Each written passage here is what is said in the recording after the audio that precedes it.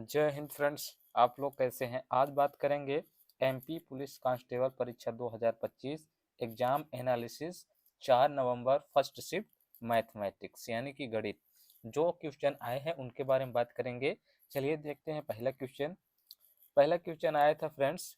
यदि दो संख्याओं का योग 60 और अंतर 12 है तो संख्या ज्ञात कीजिए। बहुत ही सिंपल क्वेश्चन है फ्रेंड्स। इसमें हम लोग एक शॉर्ट विधि लगाएंगे। देखिए क्या बोल रहा है, दो संख्याओं का। तो दो संख्या कौन कौन से हैं? पहला संख्या 60 है, दूसरा संख्या 12 है। ठीक है, इन दोनों को पहले हम जोड़ लेंगे। इन दोनों को जोड़ेंगे तो कितना हो जाएगा? 72 हो जाएगा, यानी 72 हो जाएगा। जोड़ने के बाद दो संख्या दिया है ना, पहला संख्या ये, दूसरा संख्या ये, इनका हम एक और दो संख्या यानी कि दो से हम भाग करेंगे, दो से भाग करेंगे, इसको काटेंगे तो हो जाएगा हमारा 36 दूना 72, यानी कि 36 निकल के आ गया। मान लीजिए एक संख्या जो है कितना आ गया? 36 आ गया। अब हमें क्या पूछा है? दूसरी संख्या पूछा है। ठीक है, तो हम लोग क्या करेंगे, इसी 60 में से हम 12 माइनस कर देंगे तो आ जाएगा हमारे पास 48 आ जाएगा। ठीक है, तो 48 में हम फिर से दो का भाग कर देंगे, दो का भाग करेंगे तो हो जाएगा हमारे पास 24 दूना 48, 24, यानी कि जो दूसरी संख्या है वो कितनी आ जाएगी फ्रेंड? 24 आ जाएगी। इसी को हम एक दूसरा विधि होता है जो आप लोग लिखेंगे, जैसे दो संख्याओं का योग कितना है? मान लेते हैं x प्लस वाई का योग कितना है? 60 है। ठीक, इसी तरह बोल रहा है अंतर, इन्हीं संख्याओं का अंतर कितना है? इन्हीं संख्याओं का अंतर है 12। ठीक, अब इसको हम लोग विलोपन विधि से हल करेंगे। देखिए प्लस माइनस कट जाएगा, इधर आ जाएगा x x 2x। ठीक है, दोनों प्लस में है और ये जुड़ेगा तो कितना हो जाएगा? 72 हो जाएगा। 2 हो जाएगा इधर और ये 6 एक 7, 72 हो गया। वही प्रोसेस चलेगी, यहाँ x यहाँ है, 2 को उधर पक्षांतर करेंगे तो हो जाएगा, ये देखिए यही वाला फार्मूला आया, यही वाला। ठीक है, इसके बाद इसको सॉल्व करेंगे तो हमारे पास एक x का मान कितना आ जाएगा? x का मान आ जाएगा हमारे पास 36, x बराबर 36 हुआ। फिर से अब हम, ये तो हो गया, एक संख्या हमें मिल गया। अब y निकालना है तो x का मान रखेंगे x के जगह पर और फिर y का मान निकालेंगे, कितना आएगा? 24 आएगा। करेक्ट वही आएगा। तो हमें इस विधि में नहीं जाना है, हमें टाइम बचाना है। अगर इस तरह का क्वेश्चन पूछा है तो हमें करना क्या है फ्रेंड्स? यहाँ हमें करना है, दोनों को जोड़ना है। पहले पहली संख्या और दूसरी संख्या जोड़ेंगे, इसके बाद दोनों संख्याओं को जोड़ने के बाद दो से भाग कर देंगे, फिर एक बार दोनों संख्याओं को घटाएंगे। जी देखिए, एक बार दोनों संख्या को घटाएंगे, इसके बाद दो का भाग कर देंगे, जो संख्या आएगा वो हमें मिल जाएगा। अगर बड़ी संख्या पूछता है तो एक बार जोड़ के दो का भाग कर देंगे, प्लस करने के बाद दो भाग करेंगे तो बड़ी संख्या मिल जाएगी। छोटी संख्या पूछेगा तो हम दोनों को माइनस करने के बाद, घटाने के बाद दो का भाग कर देंगे तो हमें क्या मिल जाएगी? छोटी संख्या मिल जाएगी। उम्मीद करता हूँ बहुत अच्छे समझे होंगे। अगले क्वेश्चन की ओर चलेंगे फ्रेंड्स। अगला क्वेश्चन बोला था, एक थैली में 12 सफेद और 8 काली गेंद हैं, एक सफेद गेंद मिलने की प्रायिकता ज्ञात कीजिए। बहुत ही सिंपल क्वेश्चन था फ्रेंड्स, बहुत ही अच्छा क्वेश्चन था।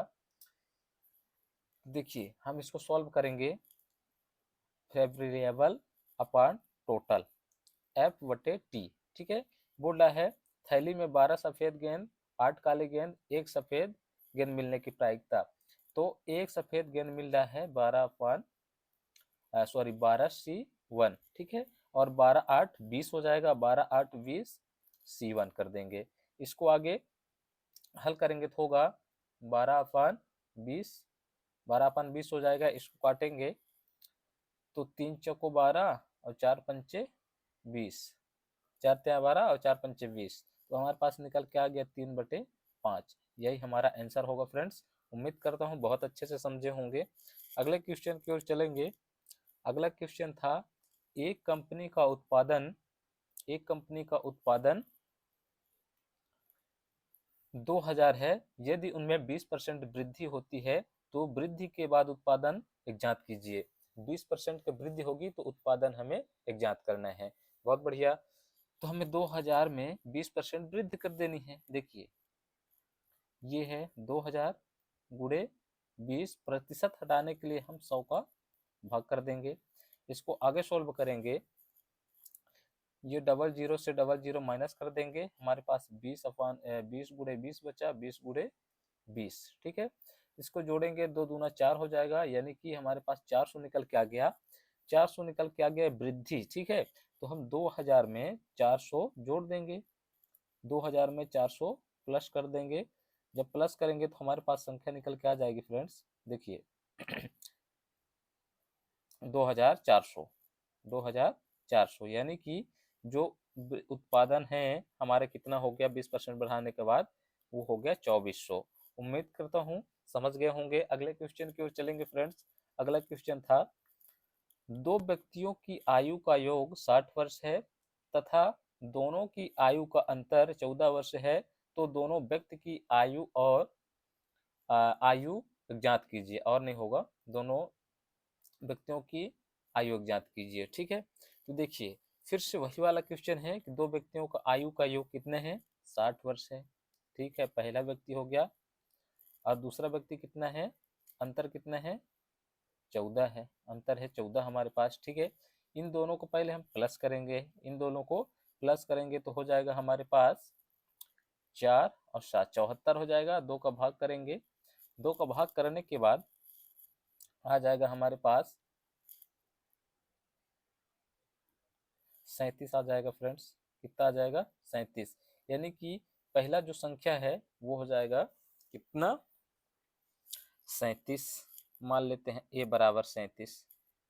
ठीक, इसके बाद दूसरी संख्या हमें पूछा है, तो दूसरी संख्या यानी कि आयु, कोई बात नहीं है, इसको पहले माइनस करेंगे, इन दोनों को माइनस करेंगे, 4 हो जाएगा, 4 सॉरी यहाँ 6 हो जाएगा।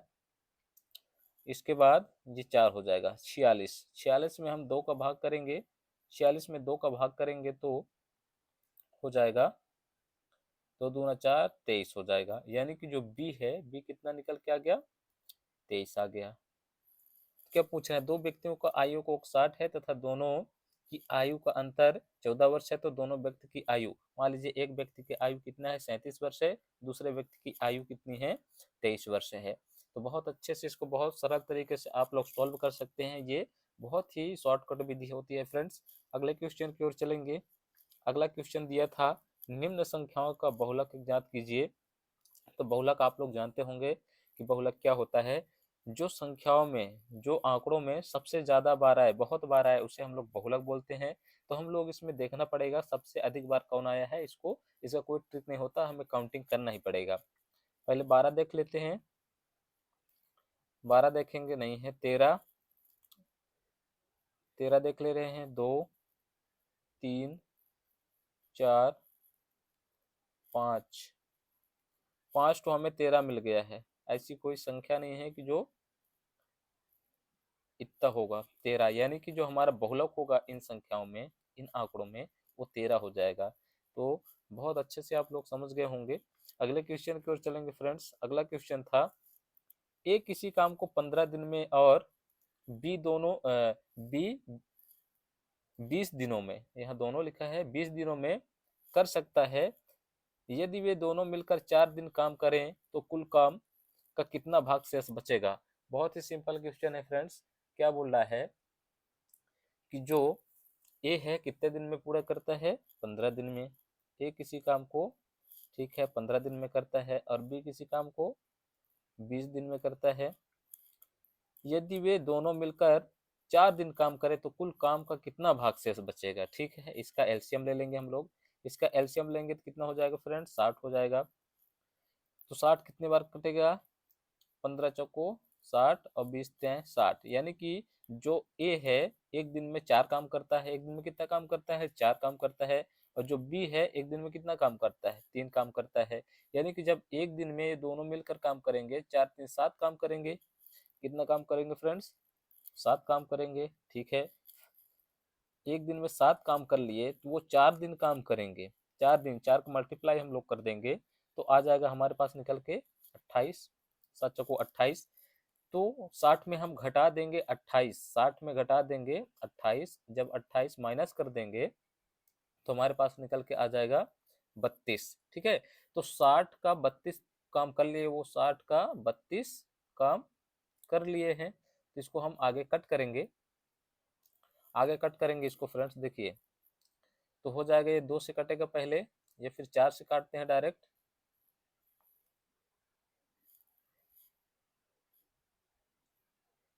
सबसे पहले इसको हम लोग 2 से ही काट लेते हैं। ये हो जाएगा 30 दूनी 60 और 16 दूना 32। ठीक है, फिर 2 से काट देंगे, 8 दूना 16, 15 दूना 30। अब 3 अब कटेगा ये फ्रेंड्स, उल्टा हो गया थोड़ा सा, क्या उल्टा हो गया, इस तरह नहीं। अच्छा, यहाँ हम 32 काम कर लिया है, 60 में 32 कर लिया है, तो 32 ऊपर होना चाहिए, तभी तो मिस्टेक हो रहा है। देखिए यहाँ थोड़ा सा मिस्टेक हुआ, इसको हटा लेंगे।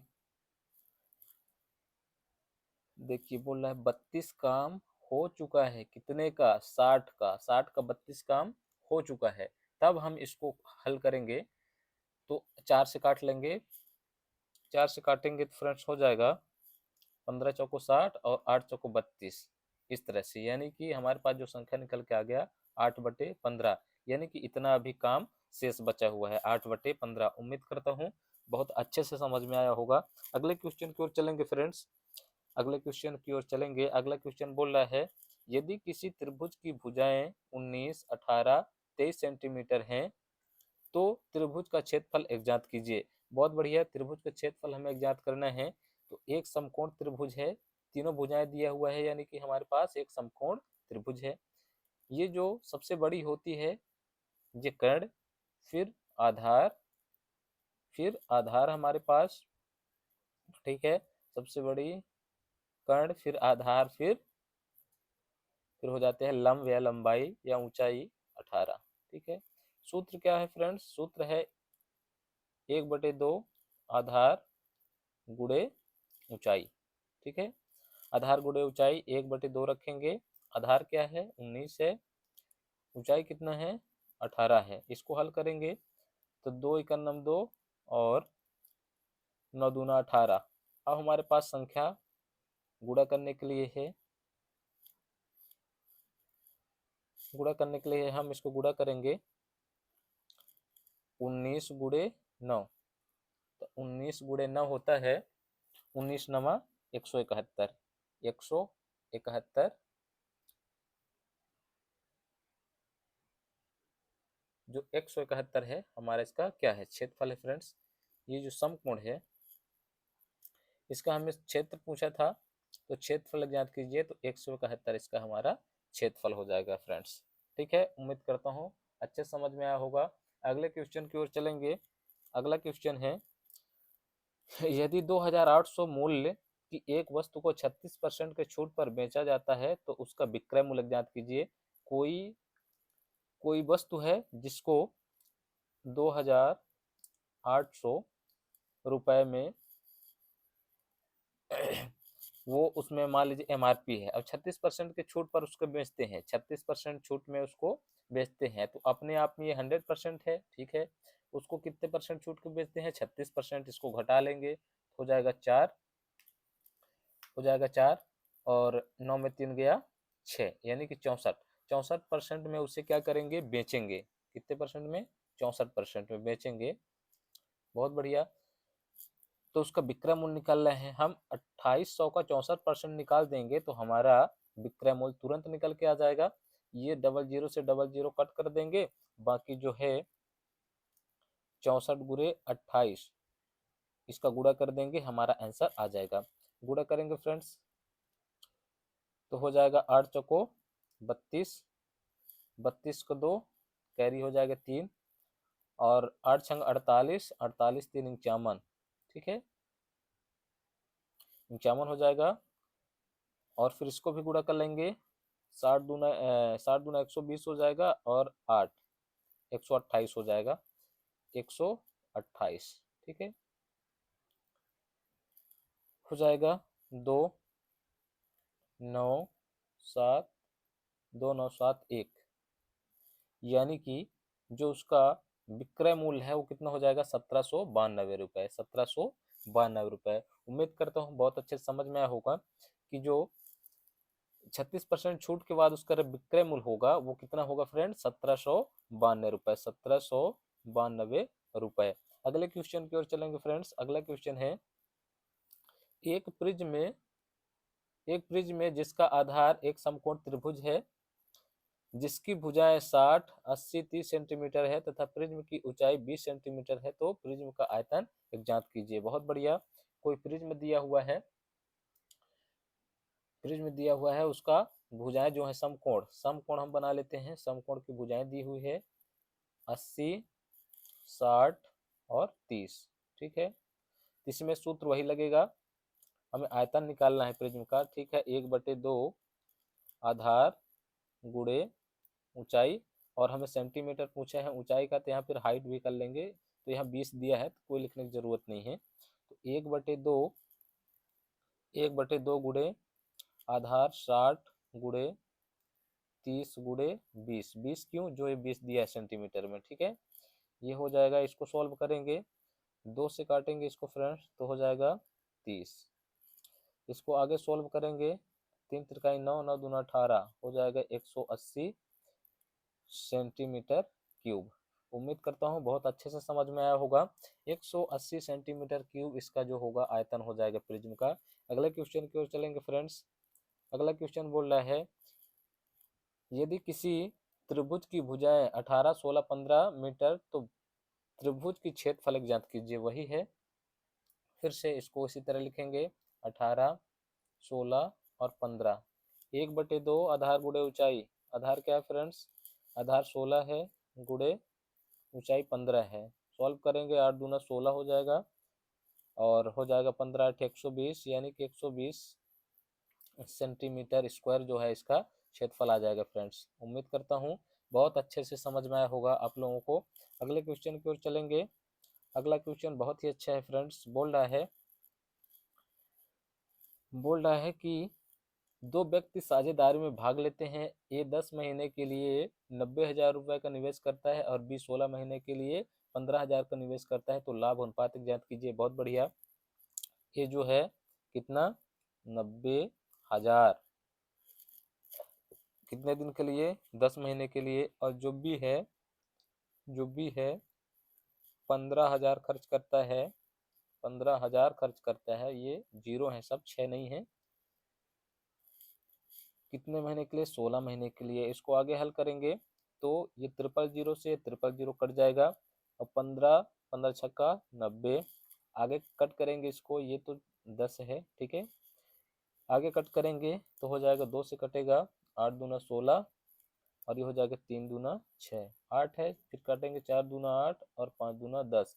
बचा क्या? 3 गुणे 5 अनुपाते 4। इसको आगे सॉल्व करेंगे, जब हो जाएगा 3 5 15 अनुपाते 4, यानी कि जो उनका लाभ अनुपात है 15:4 है। उम्मीद करता हूँ बहुत अच्छे से समझ में आया होगा फ्रेंड्स। मिलते हैं फिर अगले वीडियो में, तब तक के लिए थैंक यू सो मच।